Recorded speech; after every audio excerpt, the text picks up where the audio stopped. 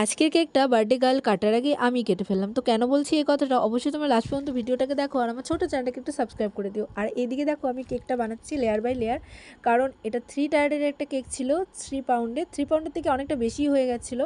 আর 3 ইয়ার্সেরই একটা বাচ্চা জন্মদিনের কেক ছিল, তো পুরো 3 আর এইদিকে দেখো এই ডিজাইনটা যে আমি করছিলাম জিগজ্যাগ, সেটা আমি রাতের বেলা ট্রাই করছিলাম, একদমই হচ্ছিল না। রাতের বেলায় তোমরা জানো আমি সবসময় কেকগুলো বানিয়ে রাখি, কিন্তু রাতের বেলা এত পরিমাণ গরম ছিল যে আমি করতেই পারছিলাম না। তারপর আমি সকালবেলা আবার ট্রাই করলাম, তো হয়ে গেল। এই যে সেই গন্ডগোল, উপরের যে টপের লেয়ারটা সেটা আর মাঝখানেরটা এক হয়ে যাচ্ছিলো, তার জন্য আমি আবার কাটিং করে সুন্দর করে করেছি। আর এমন হয়ে গেলে খুব খারাপ লাগে, কেকটার লুকটাই চেঞ্জ হয়ে যায়, তার জন্য আমি আবার কাটিং করে সুন্দর করে করেছি। আর এখানে কোনো কেক কম হয়নি, 3.5 পাউন্ডের মতন হয়েছিল, আর ওদের অর্ডার ছিল 3 পাউন্ড। তো যাই হোক, কাস্টমারের তো ভীষণ পছন্দ হয়েছিল এই কেকটা। তো তোমাদের কেমন লাগলো অবশ্যই কমেন্টে জানিও, ভালো লাগলে লাইক করে দিও।